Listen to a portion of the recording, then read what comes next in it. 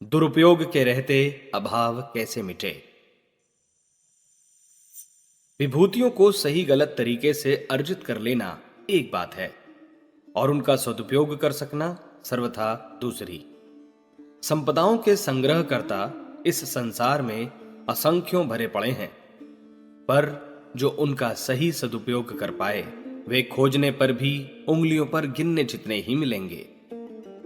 इसे एक विडंबना ही कह सकते हैं कि सफलताएं अर्जित करने वालों को सदुपयोग नहीं आता और जो उसे सही प्रयोजनों में प्रयुक्त कर सकते हैं वे पुरुषार्थ को अर्जन के स्तर तक पहुंचा सकने में समर्थ नहीं हो पाते।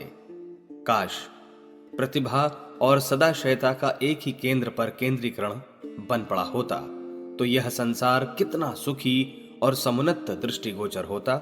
सदुपयोग न बन पड़े तो इसमें भी किसी प्रकार संतोष किया जाता रह सकता है कि जो कमाया गया था वह निरर्थक गुम गया।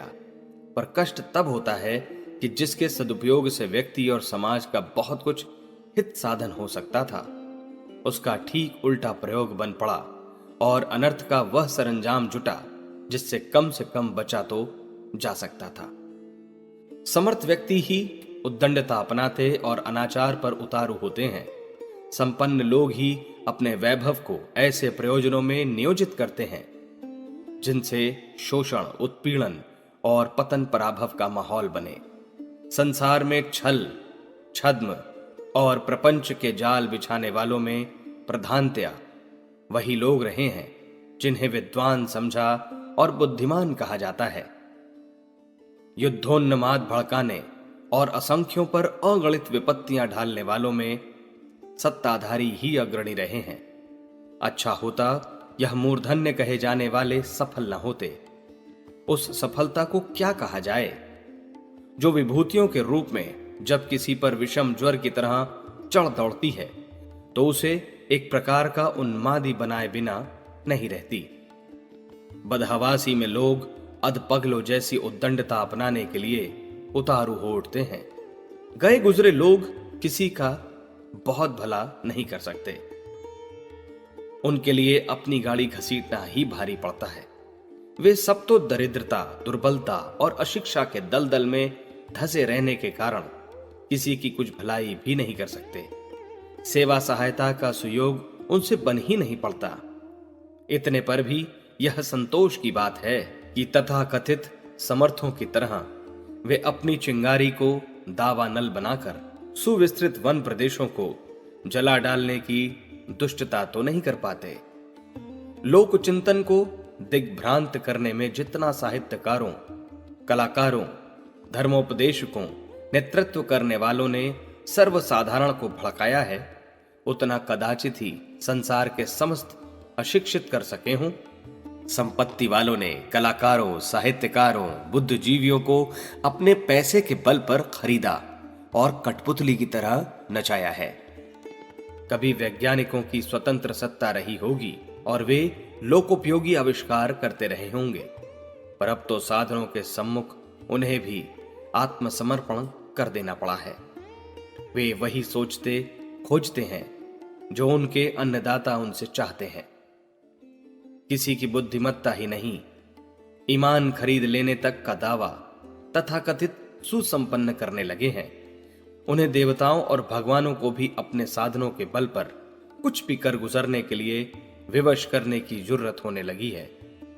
साधनों की कमी पड़ने से कठिनाई बढ़ने की बात समझ में आती है, पर यह तथ्य और भी अधिक गंभीरता पूर्वक समझा जाना चाहिए कि उनका बाहुल्य होने पर भी यदि दुरुपयोग चल पड़े तो विपत्तियां और भी अधिक बढ़ेंगी। चाकू न होने पर शाक तरकारी काटने का काम अन्य किसी उपकरण से भी लिया जा सकता है, पर कोई चमकीला, धारदार या कीमती चाकू पेट में घुस पड़े तो समझना चाहिए अभाव की तुलना में वह उपलब्धि और भी अधिक भारी पड़ी। पुरातन काल में साधन आज की उपेक्षा निश्चित ही बहुत कम थे। वैज्ञानिक आविष्कारों का तो तब सिलसिला तक नहीं चला था। इतने पर भी उन दिनों इतनी अधिक प्रसन्नता एवं सहकारिता का अनुभव होता था जिसे देखते हुए वह समय सतयुग कहलाता था। मिल बांट कर खाने की नीति अपनाए जाने पर जो था उसी में भली प्रकार काम चल जाता था। न कहीं विग्रह था, न संकट। ऐसे वातावरण में अभावों की अनुभूति तो हो ही कैसे सकती है। मनुष्य की वास्तविक आवश्यकताएं अत्यंत स्वल्प हैं। उन्हें कुछ ही घंटों के साधारण श्रम से सुविधापूर्वक उपलब्ध किया जा सकता है। हैरान तो वह तृष्णा करती है जिसके पीछे दुरुपयोग की ललक लालसा जुड़ी होती है। यदि उस बौद्धिक विभ्रम से निपटा जा सके तो गुजारे में कमी पड़ने का तो प्रश्न ही नहीं उठता। मनुष्य सहज ही इतना अधिक उपार्जन करता रह सकता है कि दूसरों की सहायता करने का भी सुयोग बनता रहे।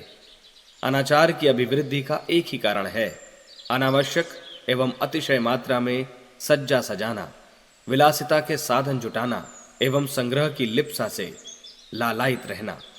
आग में ईंधन पड़ने की तरह हविष बढ़ती ही जाती है। विलासिता और अहंता के व्यामोह में जो कमाया गया था वह कम पड़ता ही रहता है।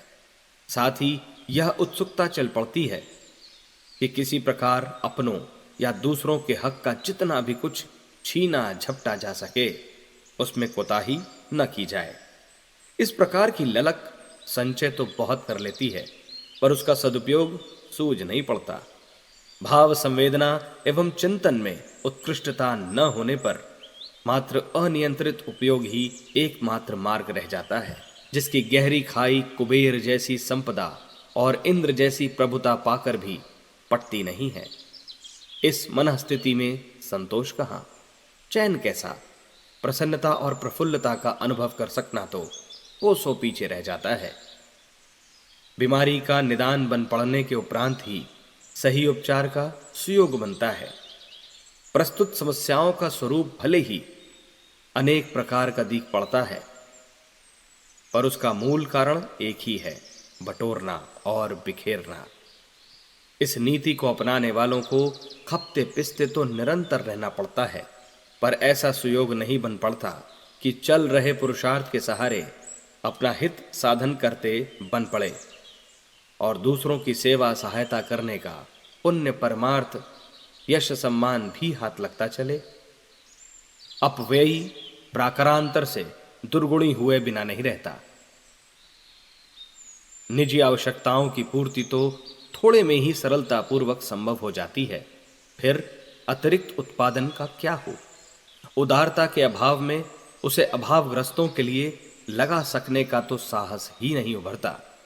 फिर निजी आवश्यकताओं के उपरांत जो बचे उसका आखिर हो क्या। मात्र एक ही मार्ग रह जाता है, दुरुपयोग। इस प्रकार निकृष्ट स्तर की स्वार्थ संकीर्णता में फंसे और अधिक उपार्जन करते रहने में सफल समझे जाने वाले, बड़े कहे जाने वाले लोगों की रीति नीति साधारण जनों को भी प्रभावित करती है। वे भी वैसा ही अनुकरण करने के लिए लालायित रहने लगते हैं। योग्यता कम, परिश्रम कम, अपव्यय की अभिलाषा गगनचुंबी। इसी माहौल में अनाचारों का टिड्डी दल दौड़ पड़ता है और संसार की हरितिमा को सफा चट करके रख देता है।